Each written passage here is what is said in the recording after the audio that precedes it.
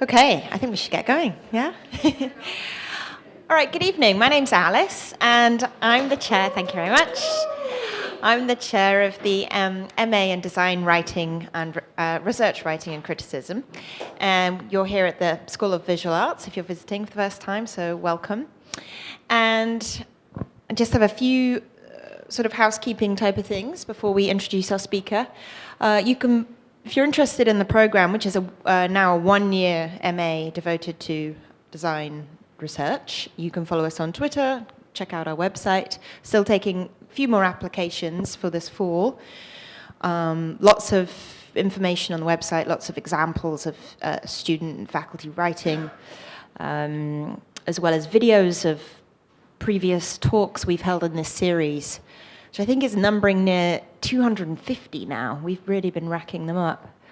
And the big thing to notice and to mark your calendars for is this project, which is completely absorbing at the moment, which is an exhibition we're putting on called Exploding Footnotes, Design Research in Action, where we take the material that's usually tucked away at the bottom of the page and we put it full in the spotlight, really trying to show the kind of work that goes on behind the scenes in putting together a piece of research, design research.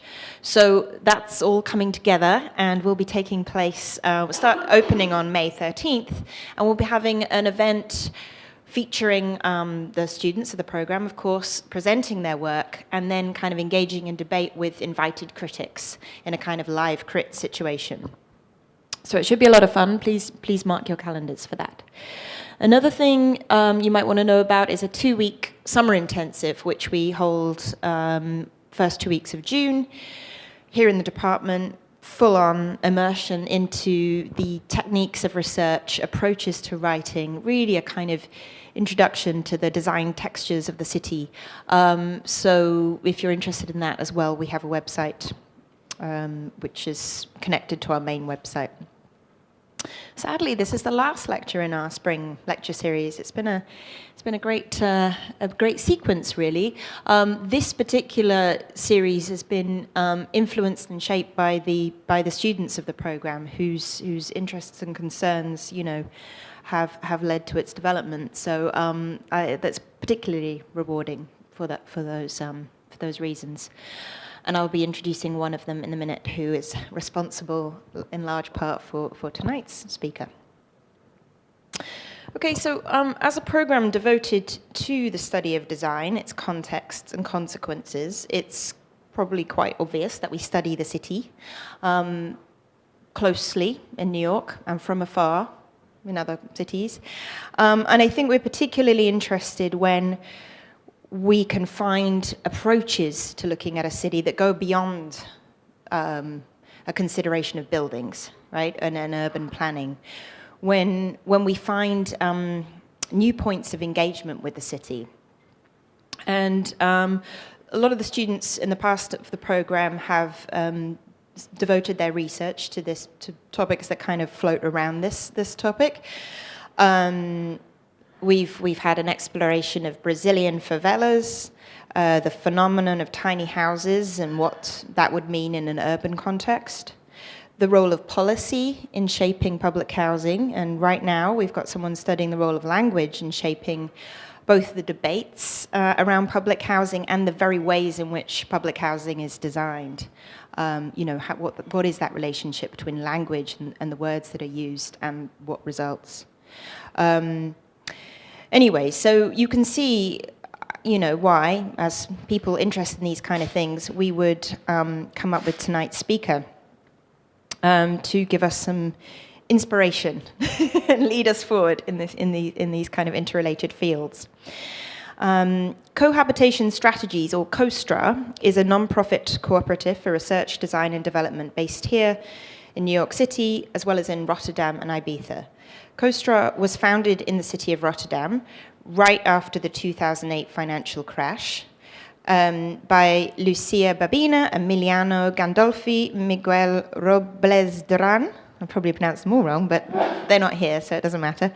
And our speaker tonight, Gabriela Rendon. Is that okay? All right, good. That's what matters. Since then, CohStra has worked in various cities across Europe, South and North America, seeking to increase awareness of the desire for what CohStra terms the right to the city, which is just a wonderful phrase, which I'm sure we'll be returning to in tonight's conversation. CohStra operates between and among the activities of research, urban planning, architecture, art practice, and activism to create what it calls transformative and progressive urban intervention projects. And that's what I mean by, new different points of engagement with the city, sort of just changing the focus and considering what we do with cities as designers and research as interventions, changes the discourse significantly. Anyway, their approach is to engage actively with local governments, municipalities, cultural institutions, non-profit organizations, and civic groups, as well as individuals as well, like artists, designers, and activists. Gabriela Rendon, who is representing CohStra tonight, is an architect and urban planner. Her work combines urban research, spatial planning, and strategic design. Among her areas of interest are neighborhood decline and restructuring, as well as collective and non-speculative property and housing models. Gabriela is an assistant professor of urban planning at the New School, where she teaches undergraduate urban design as well as in the graduate program in design and urban ecologies. She's also taught postgraduate urban studies at Delft University of Technology in the Netherlands, where she received a master's in urbanism. And she's currently carrying on doctoral studies at the Chair of Spatial Planning and Strategy. I'm extremely pleased that she has time amongst all that to come and visit us tonight. So we won't keep her any longer. Please come to the podium, Gabriela Rendon.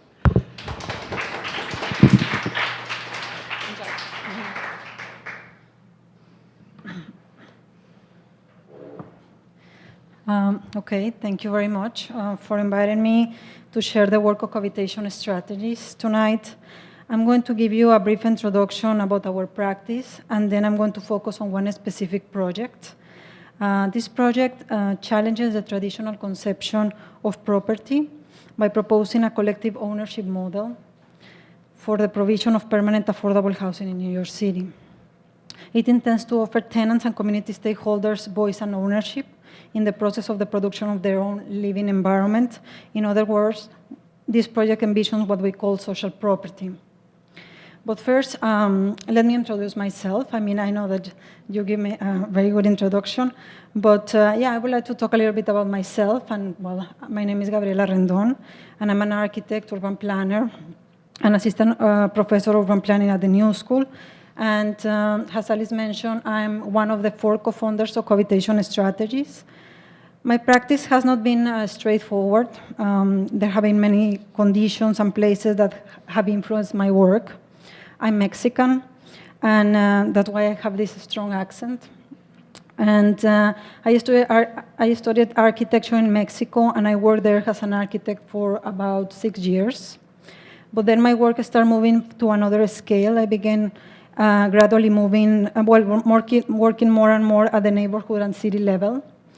I have been always fascinated by cities, but it was one city that made me realize the limits of the architecture practice, and it was the city of Tijuana, which is located in the northwest Mexican border region, just out of the city of San Diego. I don't know if you locate it, but I worked in this border city for a number of years, right after the North American Free Trade Agreement was implemented around the mid-90s.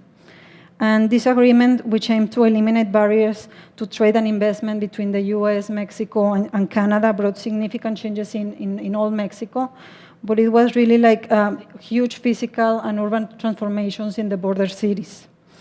So the outcomes of this massive industrialization of the region and the militarization of the border made me rethink the work that I was producing as an architect, and motivated me to change the direction of my practice. I got interested in urban housing for low-income groups for the first time in this city. In year 2004, I moved to the Netherlands, where I pursued urban studies with a specialization in spatial planning and strategy. Let me tell you that there is a big difference between border cities and Dutch cities.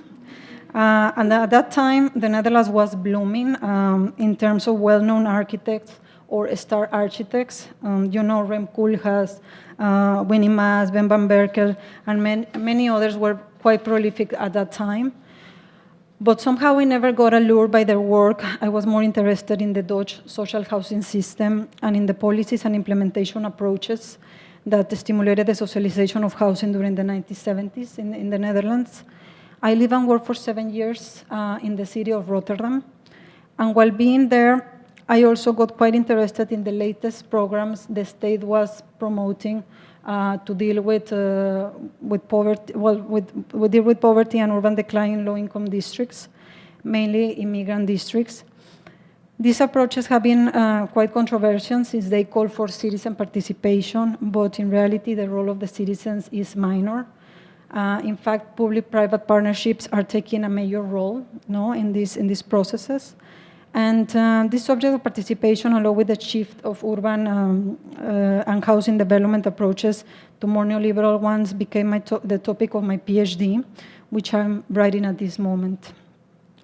Now I would like to give you a brief introduction about our practice before moving to this project. And Cohabitation Strategies was co-funded as a non-profit cooperative by Emiliano, Lucia, Miguel Robles Duran, and myself in year 2008. We initiated our practice during a period of changes. In a way, we were quite critical about urban practices and urban trends taking place not only in the Netherlands, in Europe, but also beyond. We started working together at the beginning of the global financial crisis, which hit really hard cities. It was actually an urban crisis, and it struck the Netherlands and Europe a bit later.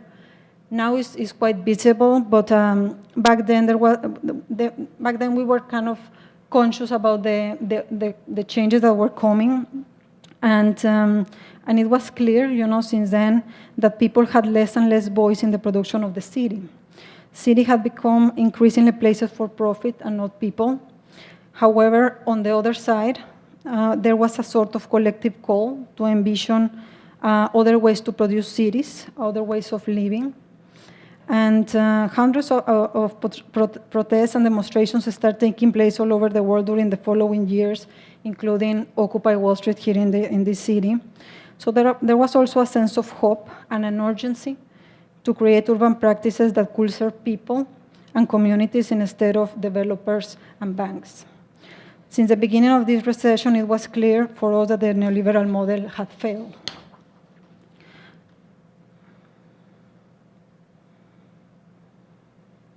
So Cohabitation Strategies was formed and started working since the very beginning as a non-profit cooperative with an horizontal structure comprised by a cohort of people holding different skills. We believe that the urban practice should be transdisciplinary, and we, the 4 co-founders, are aware that we don't have all the knowledge and skills to deal with the project that we are working on. So we have a core body comprised by the 4 co-founders, and this structure expands or contracts depending on the project. We always invite people with different expertise to collaborate. We usually work with activists, sociologists, geographers, community organizers, artists, and all sorts of collaborators and groups involved in social and spatial justice. So I would like to talk a little bit about our framework. So our framework is twofold. In one way, we work at the micro and at the macro level. So you can see, like in the diagram, if you take a look to the upper side, in that side, we have what we call the Strategic Research Unit, which is a team of people focused on scientific knowledge. This team centers on academic-based or scientific-based research using traditional methodologies. The aim of this unit is to understand the agents affecting urban areas more at a macro scale. So it looks at the statistics and data analysis. It measures growth changes, demographic shifts, economic trends, and the like. This team also investigates urban and housing policies public programs, real estate trends, as well as local tools and funds available to implement some of the proposed projects. On the other side, more like at the micro level, we have what we call the Action Research Unit, which is a team of people working with community members and focus more on popular knowledge. The aim of this unit is to identify local knowledge and to learn from local experts and from their experiences. This is usually achieved through projects and initiatives. The type of research that we conduct in this unit is participatory, so it usually takes us from 6 to 12 months to work with locals and develop an understanding of the local needs, the local assets, priorities, and visions. The knowledge produced in both units is really important, I have to say that. These two units are always working together, so they constantly feed each other. No? We try to avoid theory without practice, so the commitment is always through projects encouraging research and action simultaneously. So as you can see, we work with citizens. At the micro level, we work always with citizens, tenants, community leaders, organizers, non-profit organizations, grassroots groups, and also sometimes local public agencies. And we have collaborated with national governments, if you see at the upper level, with municipalities, public agencies, local art and cultural institutions, and also research and academic institutions. Our work has 5 objectives, and I'm going to go kind of fast here, but you can ask me some questions at the end of the talk. The first one is to conduct urban investigations. So we inquire on the complex ecology of cities by employing transdisciplinary methods and merging scientific and popular knowledge, as I mentioned before. For instance, this is a research framework of a project we developed in Rotterdam. This project was created for the Architecture Biennale Rotterdam, and the results were displayed. This is kind of the outcome. Let me see. The results were displayed as part of the exhibition. So like it took like 6 months or more like to develop this research, but then for this exhibition, we have like this kind of panel, handmade panel, that it was kind of like 9 feet high. Of course, like this project was composed by different elements. I'm not gonna go in detail because I'm not going to talk about all the projects, but this is just one example. So number 2, well, what we assist also local stakeholders to produce useful knowledge to understand, address, and resolve localized urban issues. So for instance, this is a community workshop in Guelph, Canada. This is another project. In this session, we created what we call a social map to map the power relations in the city. Of course, this is a small city, and we organize a number of workshops and sessions for this specific project. So the idea was to co-produce knowledge with the different organizations in the city. Again, I'm not going to explain each project, but we can talk a little bit later. Number 3, another interest that we have is to recognize for culture through projects and initiatives designed to unearth and prioritize local values, needs, and visions. So we often organize events, projects, and even games where people feel free and comfortable to share ideas and to express themselves. This is a project where we collaborated with the ABC brass band made of Antillian youngsters in the city of Rotterdam. This was also for the Biennale. Some of these youngsters were involved in petty crimes or where kids are risk, but became quite organized in fighting against violence and discrimination and advocating for education, employment, and housing rights. This is another project in Rotterdam when we organized a reality show, but instead of singing or dancing, neighbors proposed services for the district and won funds to start those social enterprises. So it wasn't like a small initiative. Those are just like kind of like examples of the projects. Another aim of the cooperative is disseminated intricate urban processes through participatory projects, pedagogical instruments, and urban campaigns with the aim of producing new social and spatial relations and collaborative frameworks. For instance, this is an urban campaign in the south of Italy, in the city of Lecce, which was comprised of different urban actions and artistic interventions in public spaces aiming to raise awareness of local problems and to initiate a dialogue between citizens, groups, and local associations. This is the same campaign. And this is another project that is called Art for Republic that is in Milan. It is an ongoing project, a long-term project where we are using the constitution of a republic as a metaphor and has a way of expression in a district that is highly diverse. This is a march with the flags of the new republic. This is just like one of the images. And well, it's important to mention that we try to expose always the results of the urban investigations and projects in an accessible way. We have produced weekly publications, neighborhood gazettes, comprehensive reports, and other communication materials to share the knowledge co-produced by the cooperative members and local individuals and entities. Here are some examples of those publications.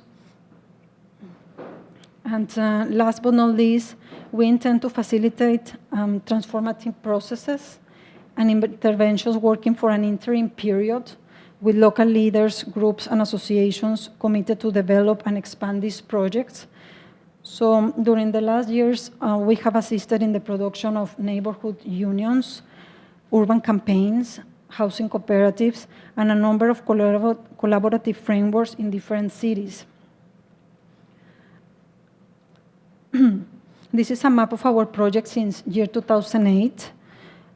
Since part of our framework is participatory, we have opened up small operation centers in many of these cities. And we have worked with local researchers and local entities. So we always work with local researchers. So we have a team, but we always work with people from that city. At this moment, we are working in the city of Philadelphia, in Milan, in Mississauga, in Canada, and here in New York City. So those are like the latest projects.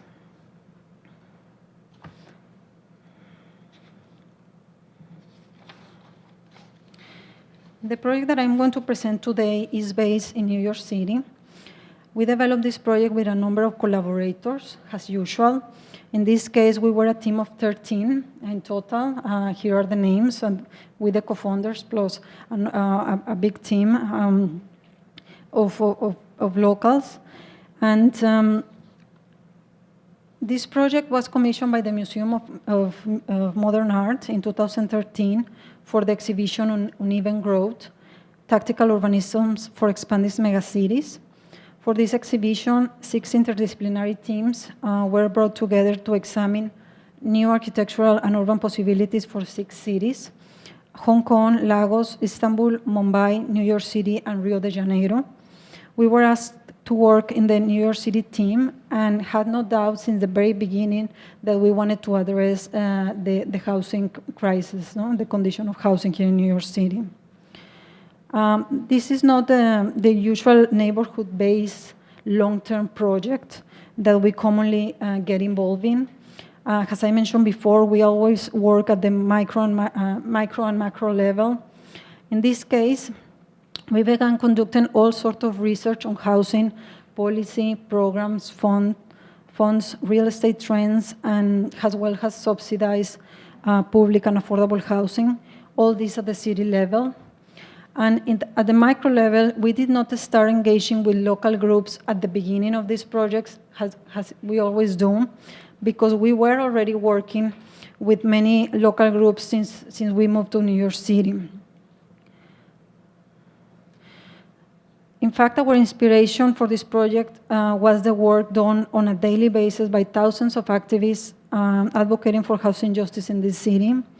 We started working here in year 2010, here in New York, and since then we got involved in different ways with housing activists, grassroots groups, and nonprofit organizations, working with tenants, keeping rent stabilized buildings, fighting illegal evictions, proposing new legislation, and also envisioning new housing initiatives.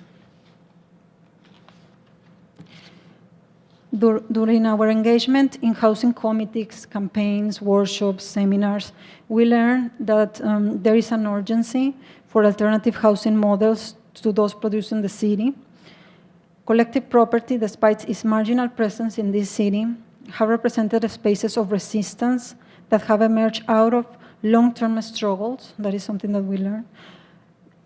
These spaces have been constituted as means of survival, to fight against urban decline, to prevent homelessness, to preserve low-income communities, to provide shelter and services that neither the market nor the public sector will supply. These spaces have emerged in times of crisis, just like this one, and many times supported by the state. Unfortunately, we also learned some of these models have not reproduced and even declined in recent years despite colossal efforts to keep assets that low-income and vulnerable groups have. Unfortunately, greater forces have taken over the city, oppressing and disrupting progressive actions and programs. So during these last years, we learned a lot about the most pressing issues in the city. We heard many testimonies from individuals and households being affected by the crisis, and also from those assisting tenants and vulnerable communities with the daily struggles. I'm not going to discuss the main factors because it's and the outcomes because it's really complex, but you will learn about this a little bit later. I just want to mention that a condition that has intensified, one condition that has intensified, and that is homelessness. Some of you may know, homelessness has reached unprecedented numbers in this city. In the last 15 years, the number of people sleeping in the New York City shelter system has almost doubled. Each night, over 60,000 people spend the night there, and out of those, there is approximately 25,000 are children. And what is more striking is the huge amount of vacant properties that remain neglected, especially in low-income districts in the outer boroughs. Vacant lots and buildings have remained in the city due to misguided urban policy, urban decline, speculation, and foreclosures. This can be identified, as a problem, but also it can be seen as an asset. And this is something that we address in our proposal.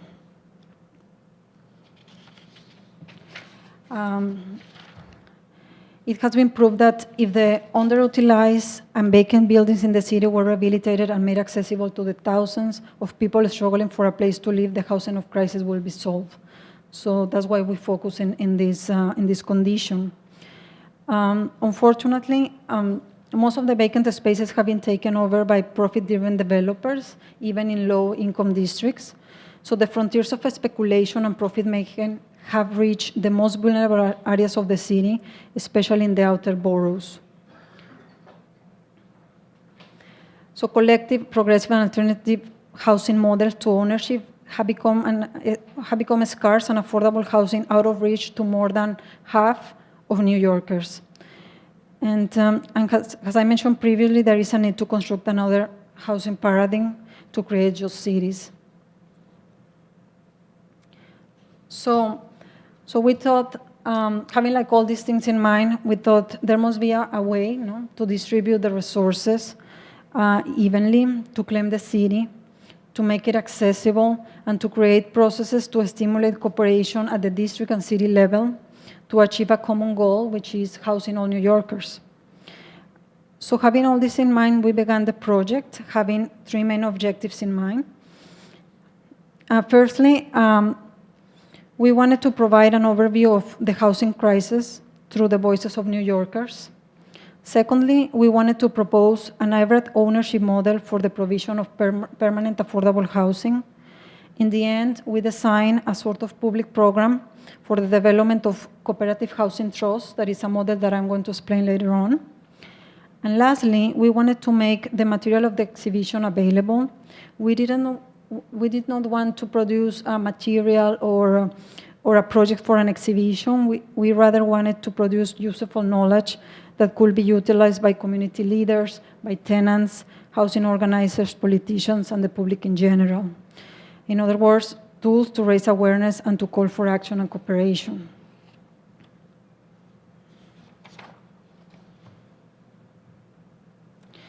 So in order to provide an overview of the agents and outcomes of the current housing condition, we decided to collect the voices and experiences of New Yorkers actively involved in the housing movement and working with those affected by the housing crisis. We conducted and recorded a number of interviews during a period of 6 months in all the boroughs and eventually produced a short documentary. As I mentioned before, we wanted to create dissemination and awareness tools that could be used beyond the exhibition. Here are some images of the process. The interviews were carefully curated.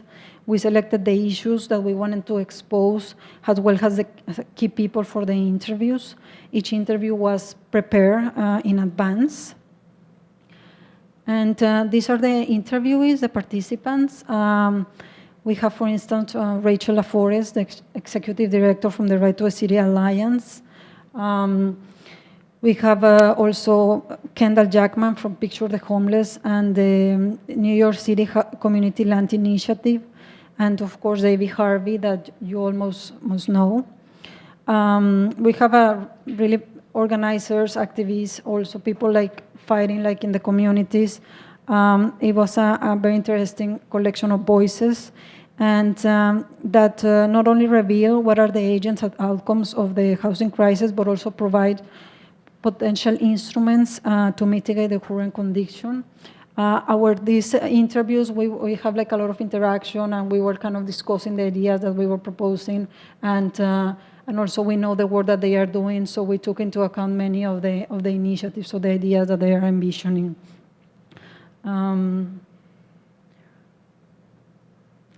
We got hours and hours of footage at the end. For the exhibition, we created a short documentary comprised of 4 sections, each one addressing one condition: vacancies, homelessness, predatory practices, and affordability crisis. These are the main topics we addressed for the public program we are proposing. And each section lasts like a bit more than 5 minutes, and I would like to show you the section of the affordability crisis.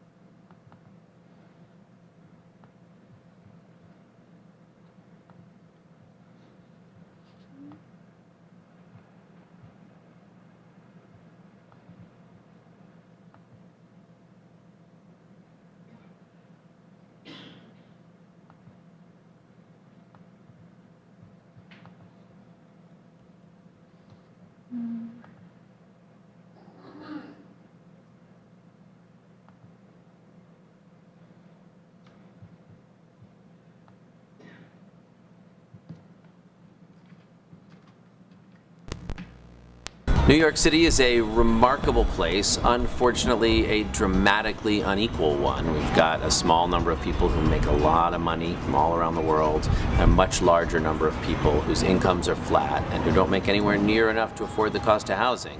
Meanwhile, the cost of housing has risen dramatically in recent years, even as the incomes of most New Yorkers are flat or even declining. 40% of people in New York are living at or below poverty, and the number of affordable housing units nowhere near meet the demand. In addition, the people who are already living in affordable housing and rent-stabilized housing are being pushed out left and right by landlords. They're using whatever tools and campaigns available to them to try to displace them. This city is known as the real estate capital of the world, and for good reason. Developers are much more prioritized than your average New Yorker. And since the real estate industry is the largest single donor to election campaigns, they have a lot to say about who sits in the offices that make the decisions about development. Zoning is a public action that increases the value of land, and it can do so overnight. And after the zoning action, then landowners can benefit enormously. They profit enormously, and they can resell their land. New York requires a diversity of land use to meet our needs, and high-end luxury development and zoning that allows for that does not meet New Yorkers' needs.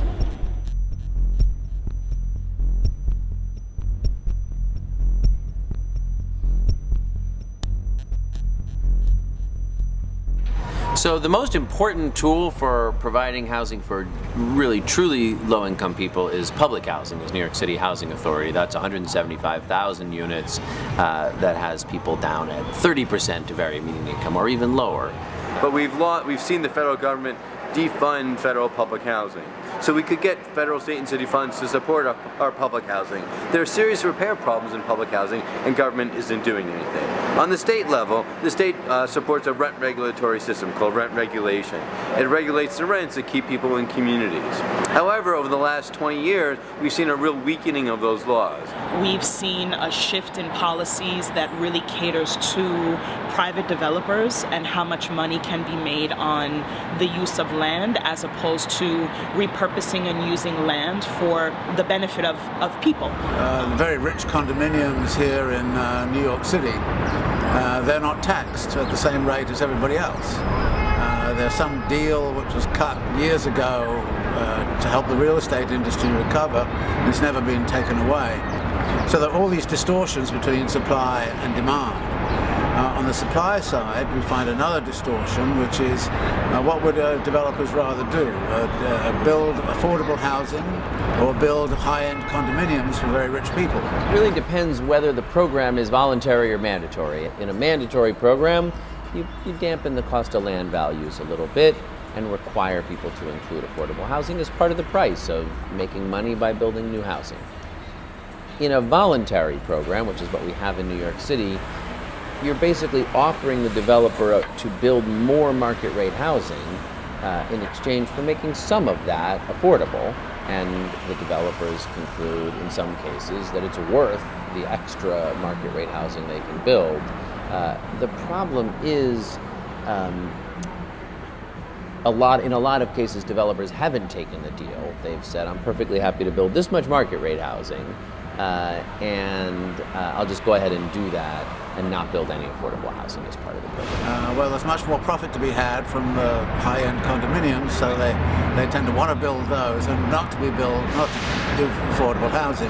We need to mandate affordable housing. We need to have a mandatory inclusionary zoning program. If we have tax credits, they shouldn't be gone in 20 and 30 years. Bloomberg and the former mayor of the city of New York touted that we built, or preserved 165,000 units of affordable housing.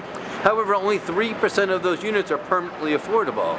So yes, he spent $7 billion to build affordable housing, but the question is, how long are those affordable for and affordable for whom? And of course, inclusionary housing is taking place in communities where the market has been driving development and gentrification's been taking place, so people are seeing more affordable units lost than created. The future of affordability for New York depends on how hard people are willing to fight for it. No lies, no more! It takes roots to weather the storm! You either own your home or you rent a property, and that's how Americans and New Yorkers understand housing. For us, there's a whole range of other things that exist.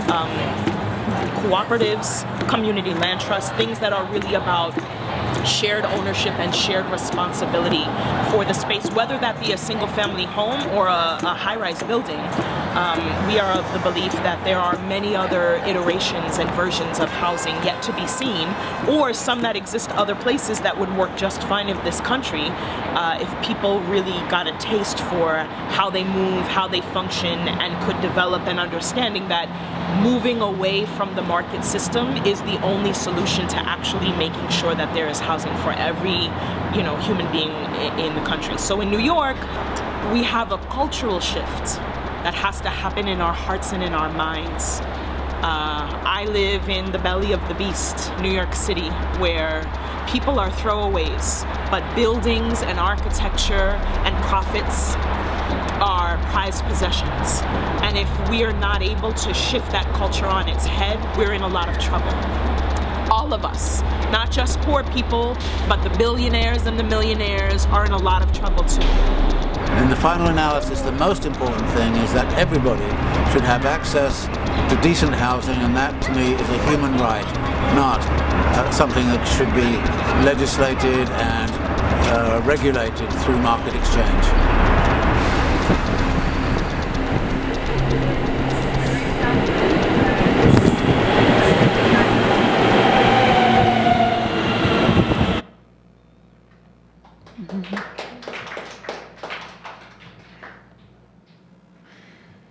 The documentary is one of the components of the exhibition, but the other component is the proposal of this housing model.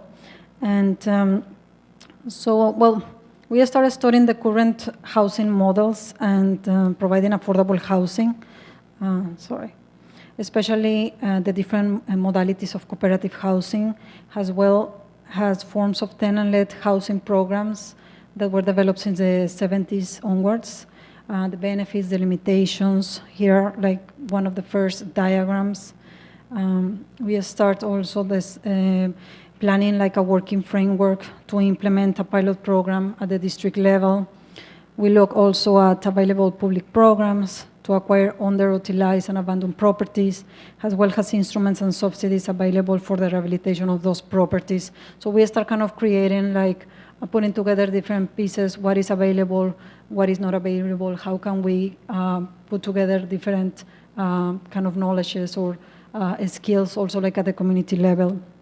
And during the process of the design of this model, we organized a number of workshops where we presented our ideas and we got feedback. This is one of those workshops. And for instance, at the beginning, the name of the program was Public Cooperative Housing. And during this workshop, the participants were really vocal and saying like, no, that it really looks like a public housing. And we saw that there was a problem with that. And we saw that it was like public housing very stigmatized here in the country. And we knew that, in a way, but what we are proposing was kind of like this model with shared ownership. So part is the city, part is public, and the other part is collective. But at the end, we changed the name because here, for instance, if you see this diagram, it says still public cooperative housing. And here are like some of the first sketches of the model. But this is kind of the last one, one of the last ones. And so the proposed initiative aims to provide affordable housing for very low and also like moderate income households through share ownership. Unlike currently available affordable housing options, this model is not fully owned or managed by a public or non-profit entity, nor by a cooperative housing corporation. This housing model is planned, financed, developed, managed, and owned collectively by all of these entities, alongside community stakeholders and residents. So the ownership is one of the key issues. So since housing cooperatives, particularly limited equity and non-equity cooperatives, face financial difficulties when constructing and expanding new housing, this model proposes the development of cooperative housing sponsored by the public sector and co-managed by public representatives, community stakeholders, and cooperative members. Public shares may start as high as 90% and decrease over a period of 30 years to 10%. The share granting ownership, management, and control over the cooperative reverts from public to collective once the development is fully paid and cooperative members have built the required skills to operate the maintenance and finance of the property. So again, I'm getting back to the diagram. So this housing model combines some of the organizational and legal frameworks of cooperative housing corporations that we know, mutual housing associations, community land trusts, and co-housing developments, as well as some of the instruments of the tenant and community programs that have created and preserved communities in New York City. I'm talking about like the sweat equity programs of the 70s that have disappeared. So we studied them and we included some of their features. So the proposed model is comprised by four components. You can see them here like on the lower level. A community district land trust, a mutual cooperative housing association, a housing credit union, and one or more cooperative housing trust. It is not only one, but it could be in a district a number of cooperative housing trusts. So the aim of the proposed community district land trust is to acquire properties located in a circumscribed area. In this case, the community district. New York City is organized by community districts, and hold them in trust for the development of community housing trust. The the Community District Land Trust is envisioned as an independent nonprofit, publicly sponsored, are managed by a board with equal representation from public authorities, non-resident community stakeholders, and cooperative housing trust residents. I know that this is very complex, and I'm going to show you like a video later on with kind of the organization. I mean, it's really, some things are very technical, but it is like how it is, no? Like with these different components. So the difference of the community district land trust and the normal community land trust is that this is district-based. That is important to mention. Usually you have a community land trust that is kind of like punctual in different locations, or it could be a collection of properties, but in this case is district-based. That is something important. Then we have the Mutual Cooperative Housing Association, that is a district-based non-profit organization set to develop, finance, and operate cooperative housing trusts for an interim period. In order to sustain cooperatives over time, it creates local expertise to manage and preserve the affordability of the cooperatives. So this entity, the Mutual Cooperative Housing Association, is kind of the mediator between the city and the local stakeholders and community members that are going to be living in this cooperative housing trust. Then we have the Housing Credit Union that I'm not going to go in detail. I just want to tell you that it's a district-based and member-owned financial cooperative which provides the services for the cooperative housing trust. And lastly, the cooperative housing trust, that are the actual buildings, which aim is providing and preserving permanent affordable housing. This cooperative model aims to encourage the active participation of residents in the construction, maintenance, and administration of the building. Job training in different areas is promoted, as well as sharing skills with other cooperative members and also with other cooperative housing trusts, like in the district. No? Sweat equity is of great value, so the work of the people, and it can be kind of shared for exchange for subsidies. No? That is one idea. I mean, I'm not going to go into those details. Cooperative housing trusts have been envisioned for the rehabilitation, repurposing, and construction using abandoned, vacant, and underutilized properties, including residential buildings, industrial sites, and lots. As you can see, this model offers different housing types and sizes. So here you can see that is kind of an example of kind of buildings or properties or vacant lots that are underutilized or vacant and how they can be transformed. So these are like the different modalities. It could be even like clusters of 2- and 3-family housing properties, that can be organized as a cooperative. So I would love to explain each component more in detail, but it will take me some time. As you can see, it's kind of complex. So I'm going to, what I'm going to do is to show you an animation we produced for the MoMA.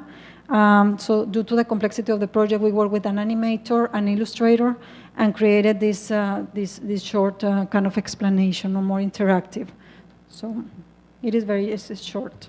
New York City is facing a crisis caused by predatory speculation, politics, and policy. These factors allow investors to raise the rents to unseen levels, leaving more than half of all New Yorkers unable to pay the rent. Housing in New York is in a state of emergency. Programs such as the Inclusionary Housing Program attempt to solve this problem by requiring a portion of each new construction be dedicated to affordable housing. But these solutions aren't enough, nor permanent, because usually when a tenant moves out or the agreement expires, the rent jumps up, leaving fewer affordable housing options for all of New Yorkers. However, proposed legislation allows for the New York City Land Bank to acquire and manage underutilized, abandoned, and tax-delinquent land and put it up for sale. Normally, this land would be sold to the highest bidder.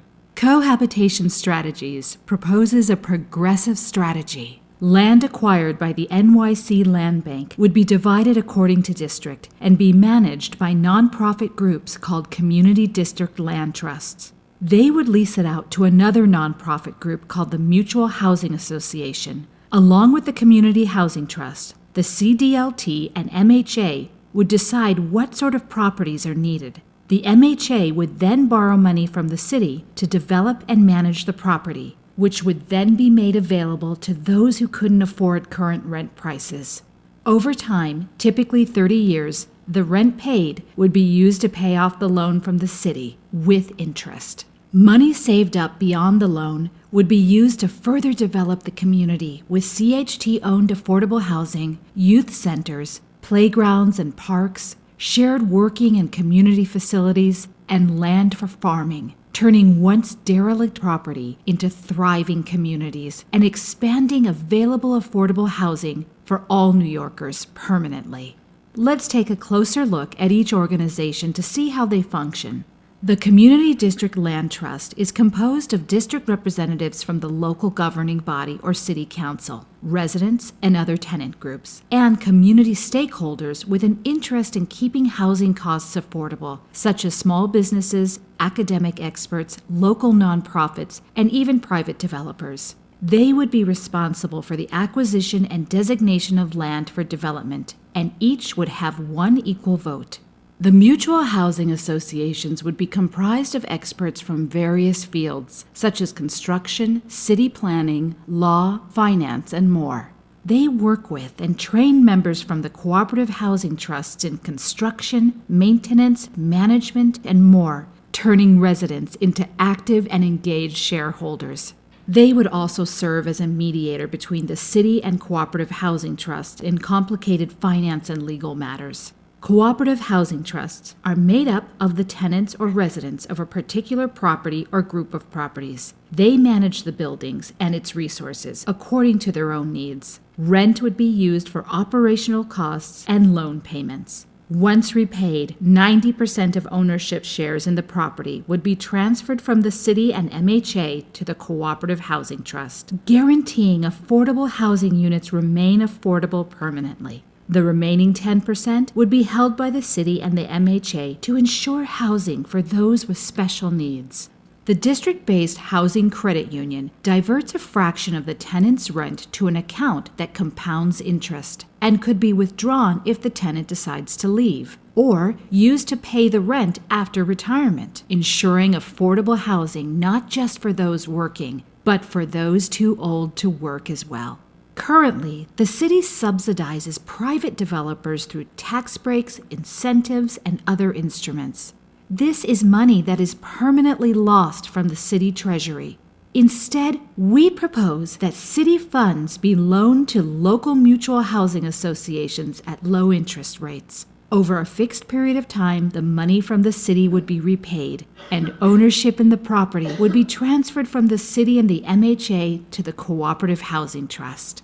New Yorkers regain the right to their city through the hybrid ownership of land and property by the city, nonprofit developers, and resident groups. Visit cohstra.org to learn how to get involved.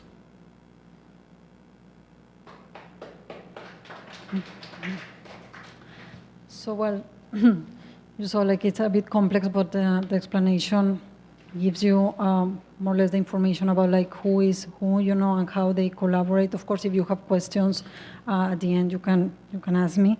But what is important to mention is that the idea is that some entities own the land and some others own the building, and like all these two different structures are collective. So it is not just like two different entities. So that's why you create kind of locks, because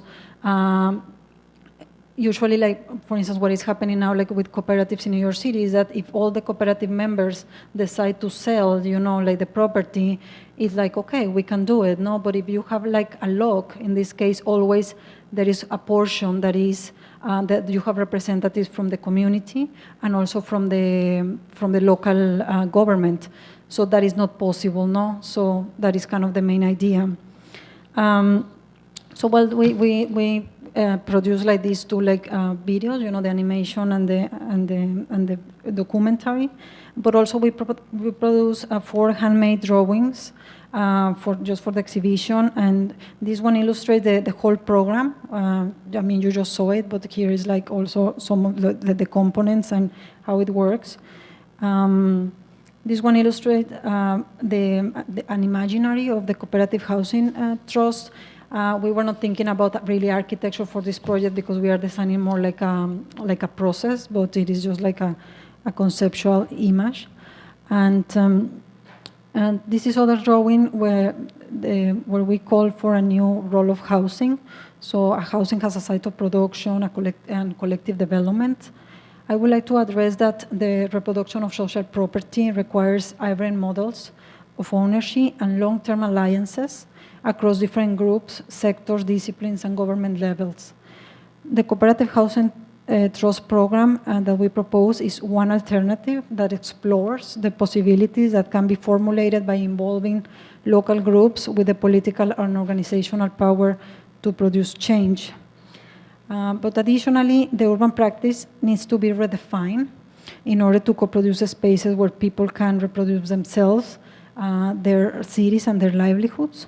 We, architects, planners, and urban experts must learn how to collaborate with local experts to co-design cooperative practices and instruments facilitating new relationships and processes at the district and city level to create transformative interventions. And this is the last panel, and I would like to conclude with this, saying that in the West, since the 20th century, housing has gone through two main general paradigms. First, the transfer of public power, money, and resources to the government for it to decide on how its citizens should live. This direction can be categorized as the welfare paradigm. The current paradigm began when the transfer of public power, money, and resources began to shift towards private corporations, private developers, and the finance industry in general. We can refer to this as a neoliberal paradigm. And our proposal falls in either of these two approaches. It ultimately trusts in the grassroots formation of a new paradigm where the transfer of public power, money, and resources is directed to collective enterprises, giving them the right to produce the city according to their own needs and priorities, which is how David Harvey redefines the right to the city. And I would like to conclude with this quote. The right to the city is far more than the individual liberty to access urban resources. It is our right to change ourselves by changing the city. It is a common rather than an individual right, since this transformation inevitably depends upon the exercise of a collective power to reshape the processes of urbanization.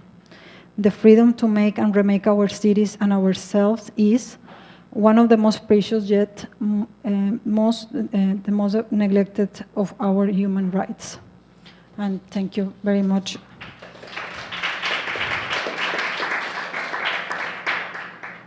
For more information about the program, you can see our website. I know that is really complex.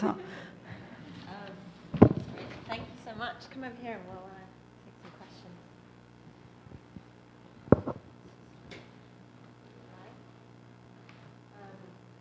Yep, that was complex. Yes.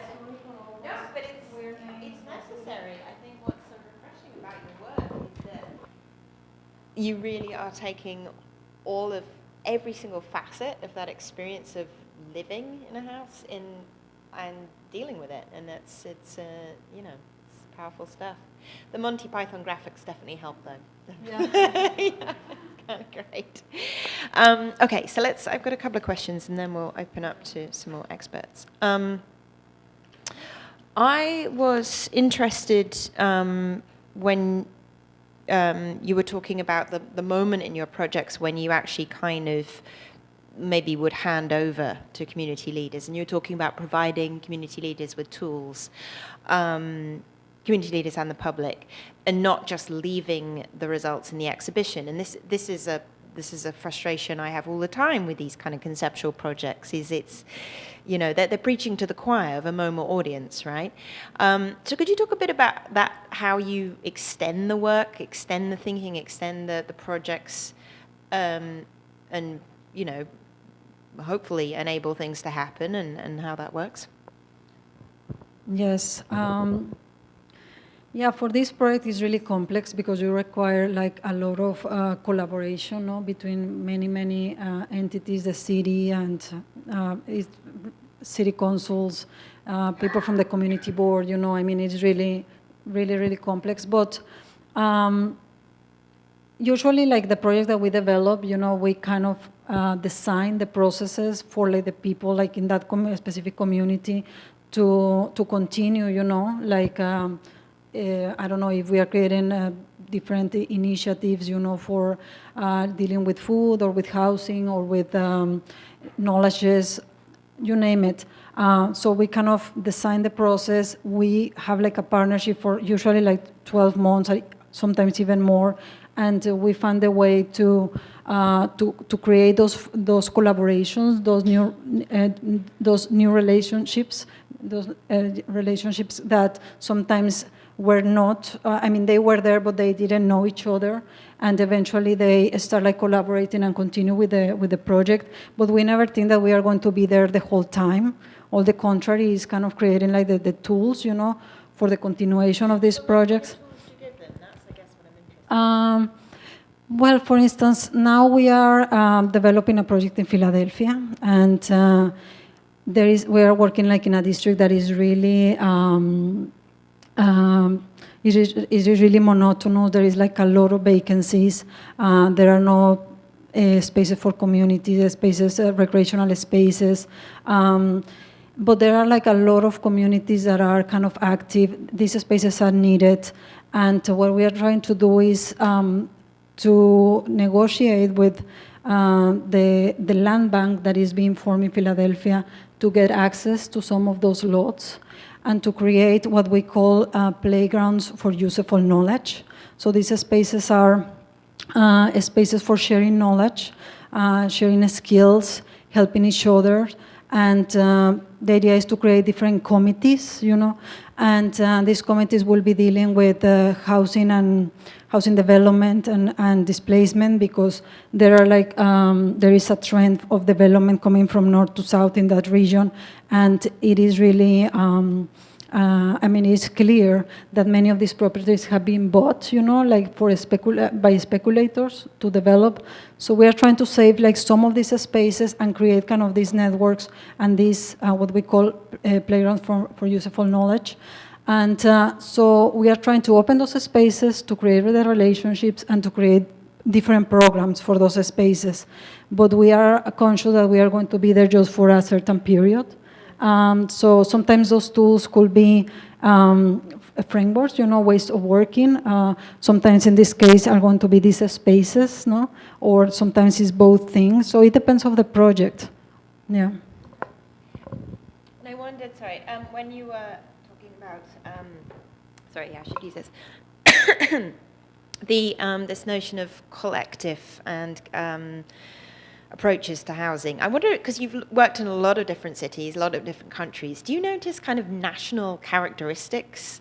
And I'm sort of wondering how that works in a New York City environment, which is not, to my view of things, necessarily known for its collective and collaborative enterprise. You may see things differently coming in here, but I just wonder what differences you've noticed and how you work to design those kind of changes in behavior and sort of ethos. Yeah. Yeah, no, that is a very good question. And actually, this project emerged, you know, or was inspired by our involvement in one big development in Brooklyn. It is a huge rezoning. There was a huge rezoning like 1 year ago, a little bit more than 1 year ago.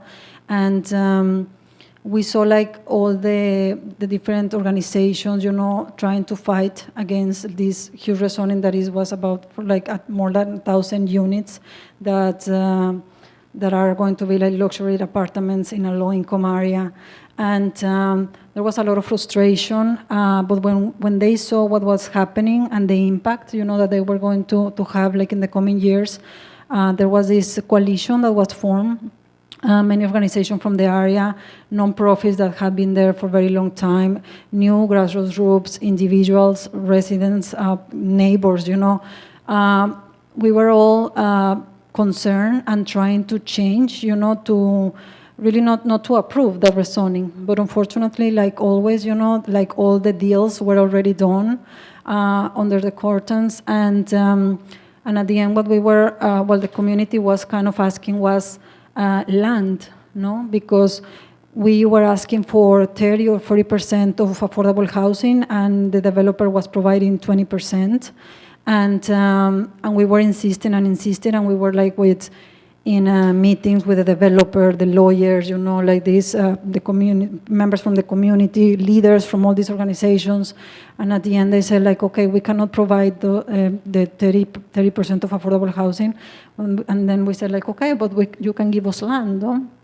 And so eventually, they transferred 7 lots to the community. But of course, who is a community? So it was very complex. Because we were just individuals that were concerned, no? And there were some organizations, you know, that have been there for some time.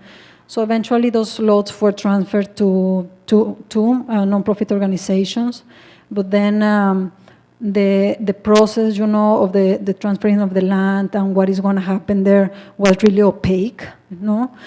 We wanted to know, like, what was going on, what were the plans, and we were not possible. I mean, it was impossible to really know what was going on and what they were going to do.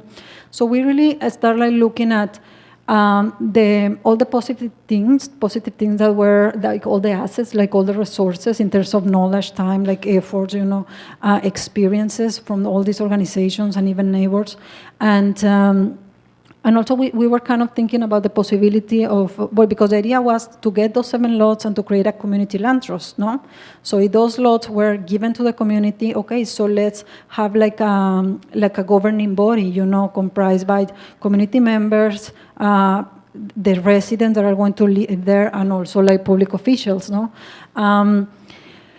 But of course, I mean, there was not, we talked with the city council, you know, we prepared, you know, a presentation, a document, everything with the proposal, and it was really difficult. I mean, we don't know what is going to happen there, but I think that these processes, I mean, what we are proposing can be implemented, you know, because we are using like instruments that are available, funds that are available, where we are saying it like, okay, instead of giving like all those subsidies, all those tax abatements and funds to developers, you know, why don't you give that money to more like these little cooperatives, you know, but that of course they are going to have like people that have the knowledge of how to develop it. That is, in this case, is the Mutual Housing Association that we are providing, and to reproduce, no, like the same model, having the community district land trust has the ones holding the land and leasing the land for all these cooperatives, no. So the processes can be designed, you know, and the instruments are there, but of course you need like a huge coalition and make pressure to things like of this scale to happen, no? Yeah. Right. So crisis creates coalitions and collectives. Yeah. Let's take some questions. I especially want to bring in Lisa, who is immersed in all of this stuff right now with her thesis work. So I'm sure you have a question. Yeah, I guess the major question I have builds on your first question, because the thing you suggest here is kind of like a utopian vision in my point of view, because it basically means to overhaul all the bureaucratic frameworks, and there is actually community boards, but they're not very powerful. So I kind of think as well that how can this be not just a utopia that is shown in MoMA, people already like well-housed? Well, actually, it is not utopian at all.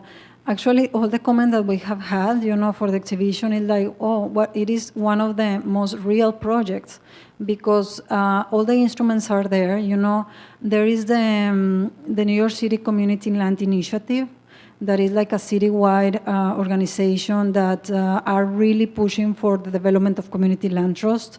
They are about to, they are kind of trying to do one like in Harlem. I think that they are really far. They have the support from the city council, from different politicians. I mean, they have done like great work, and there is one community land trust, another community land trust here in New York City, a big one, the Copper Square Community Land Trust. So, of course, it is not easy.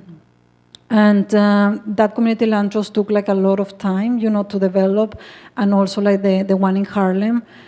Since I've been here, they have been fighting, or not fighting, like working to do such a thing, but I wouldn't call it utopia. So maybe it's utopian for people that are like really, that have the mentality, that that world is not possible, but it is possible. It is not happening because of money, because of profit, the interests of the city, of developers, of banks, financial institutions. No one is thinking about people, So as I said before, like we have like an unprecedented number of homelessness. People are paying like all their salaries, on housing. I mean, talking about social reproduction, reproducing ourselves, it's impossible because you don't have a life. You live to pay your rent, and you are always afraid that you are going to be evicted next day. So there are not rights, or, the court doesn't work, it is really, really difficult. So it is, a call, a call for cooperation to rethink the way we design, we live,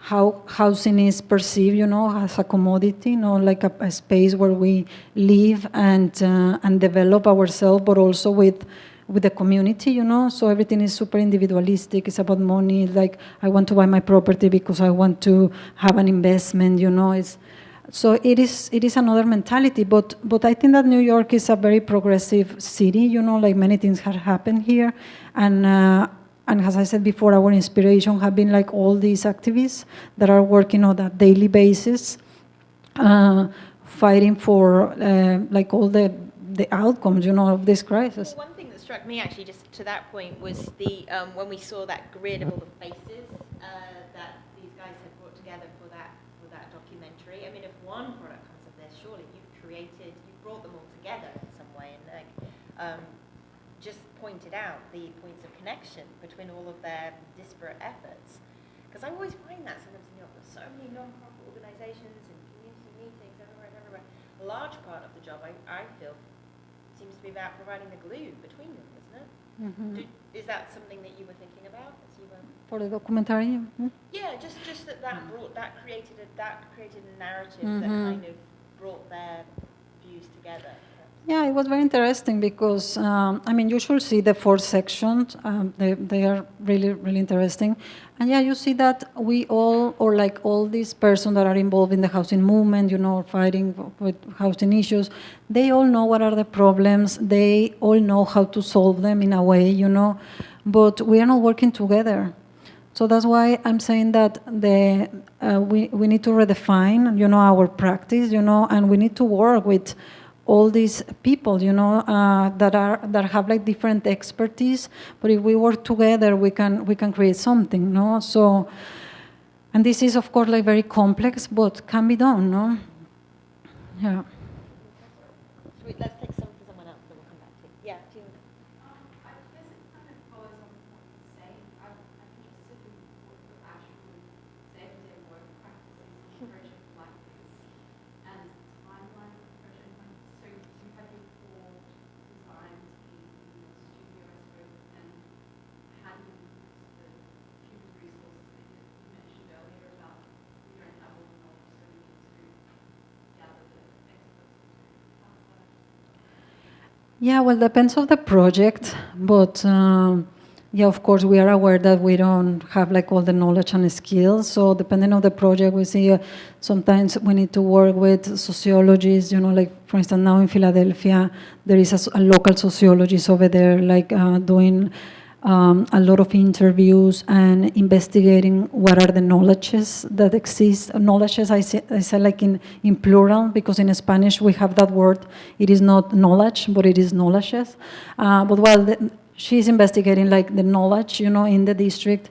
And but sometimes we work, for instance, for the MoMA project, we need to work with an animator, an illustrator, someone that knew how to film, and so yeah, it depends of the tools that we are designing or the nature of the project, no? But we always have like people working at the community level. Again, like this exhibition, like the process is not like all the projects, you know, because of course it was not like in a district or in a specific site. It was like an exhibition, but we use like all our experiences since we arrived here in the city, because since we arrived, we start working with these different groups. And this involvement in this specific project that I mentioned before, you know, with this huge rezoning and development, we were working on a weekly basis over there for a long period of time. So it was different, you know. What sort of period of time? I think she was interested in the Well, for that project, I think I've been working like in this area for 3 years. So I know a lot about what is going on, the politics, all the groups. So actually our inspiration for this project was that area. But usually like the projects last a year or a year and a half. This project in Philadelphia, we are starting the first phase that is going to last 1 year, but then probably it is going to extend to 3 years. So yeah, like these commitments are like really long, and at the same time we are working in Milan, and we have been working there for almost a year. So yeah, so we have like, we divide our work. One of my partners and I live here in New York, so we are dealing more with the projects that are the one in Canada, the one in Philadelphia, and here in New York. And the other partners that live in Europe, they are dealing more with the projects in Europe. And again, we are always working with local researchers or designers or artists. Yeah. We have time for a couple more questions. So yeah, Trilby. I'm wondering how you're funded. This is a big operation you're talking about. Yeah, that is a very good question. We are usually invited by art and cultural institutions. Our practice is very strange because we are not just artists, we are not just planners or architects, you know, or curators. We have different skills, you know, and we do different types of projects. So sometimes we are invited for biennales, you know, or different art projects, and then we use that money, you know, to generate neighborhood-based projects. No, that is something that it is something that we sometimes do, but we have been also called, you know, by municipalities. Or by governments, like in this case, one of my partners is working in Ecuador with the Ministry of Territorial Development. So also sometimes we ask for grants, you know. Sometimes we have like a small budget for a project, and then having like already like a process, then we ask for more funds, you know. But yeah, I mean, we all have a second job, so we are academics, you know, or we are curators, like freelance curators, so we have other jobs because it is difficult, yeah. And the projects last very long time, so we have to share like the resources, and then our structure is super horizontal, so yeah, it's not easy. Yes, Susan. I was wondering if there is a successful model for affordable housing anywhere in the country or the world for that matter, or is that what you're trying to create? Well, there are successful models, like cooperative housing is one. Here in New York, there are a lot of cooperative housing. Of course, there are different modalities. You have the cooperatives that are, well, many that you see, you know, that you have like a board, and it's just like a market rate cooperative, I will put it that way, because you can sell your property at any price, you know, but all the decisions are taken by a board of the cooperative, no? But then you have limited equity co-ops, you know, that were the ones that were formed when, you know, like during the 70s and 80s, that the city had a lot of vacancies.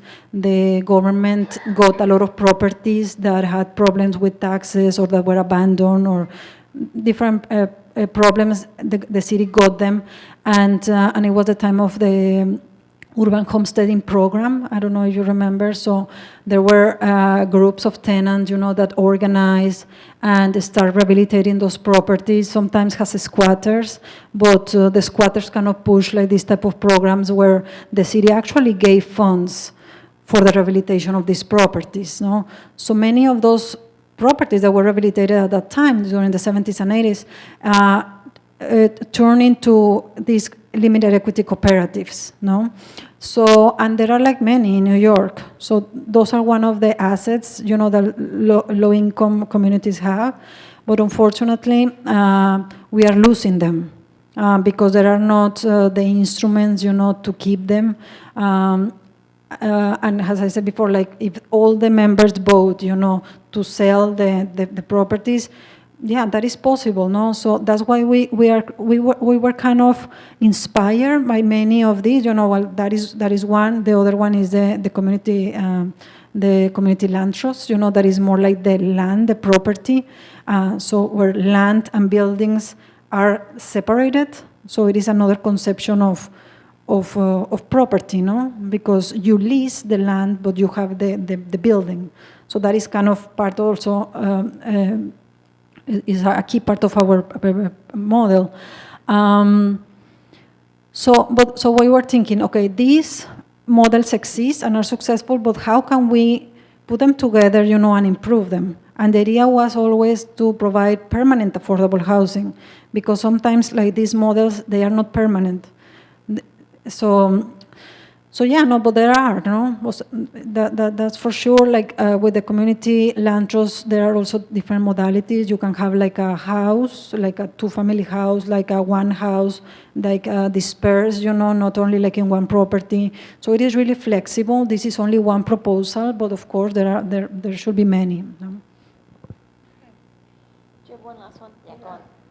I was curious how this kind of constantly feeding each other of the scientific-based and action-based research looks like, and also your diagram. Yeah, very design. Yeah. Yeah, no, that is an important question. Yeah, so the way we start like a project is looking first of all, like kind of quantitative research, looking at numbers, data analysis, using GIS sometimes, depending on the project. So all the abstract research, no? And having that, we have an idea of the situation, because usually we work in cities that we don't know at all sometimes, no? So we really need to have an understanding on a macro level that what is happening in the city, to go, to the district level and find really what are more like the problems in that locality, no?